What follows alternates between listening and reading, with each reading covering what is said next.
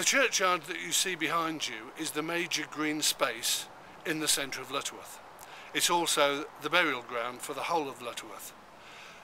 Our decision to apply for money through community spaces was to actually look towards creating a quiet green area that could be enjoyed by the people of Lutterworth as a whole. And have you come across any obstacles since applying for the funding, any changes you've had to make?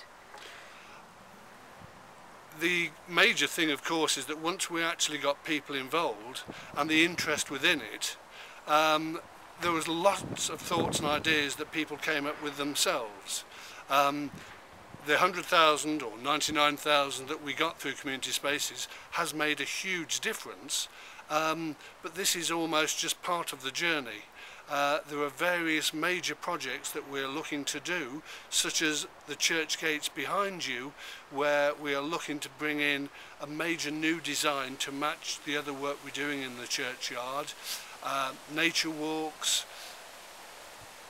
areas to get everybody involved from the local schools through to the U3A groups.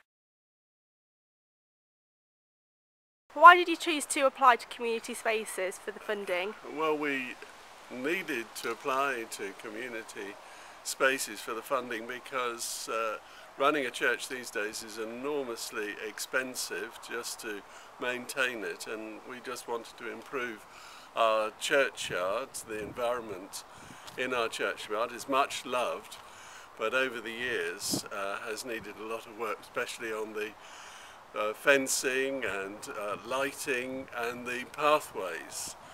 I sometimes live in fear of turning my ankles over walking down the pathways, so this is tremendous to have some funding to do all that work. And what does the local community think of the new funding?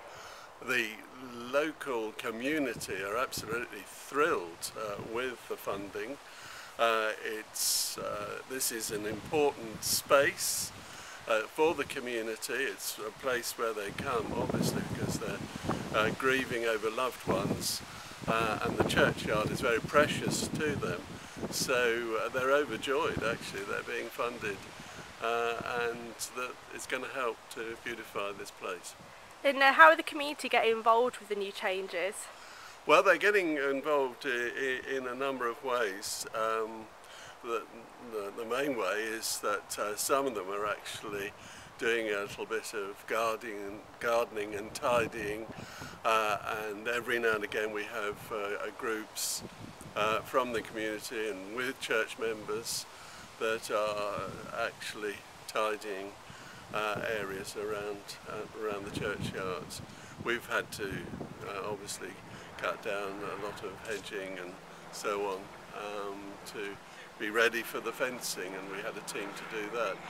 We planted bulbs in the spring, and so we had a group to help us with that. And we're very keen to encourage the community and to work with the community in looking after what is their space.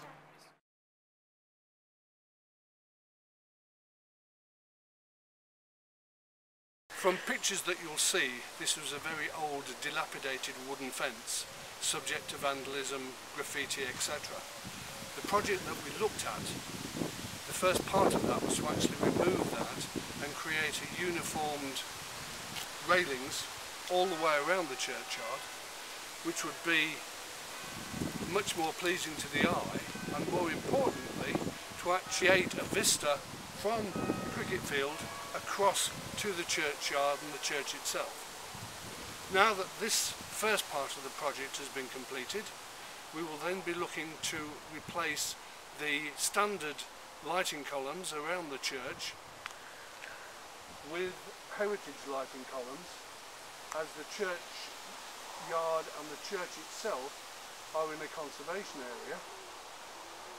And once they have been completed, then the third part of the project, we will be looking to relay and resurface all the various paths through the churchyard, which will enable greater access for people to either come and tend graves of relatives, or even just quietly sit and enjoy the green spaces.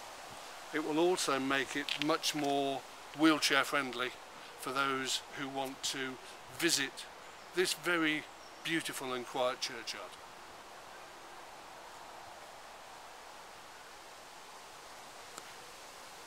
And how do you think the group are doing so far? I think the group have done exceptionally well so far.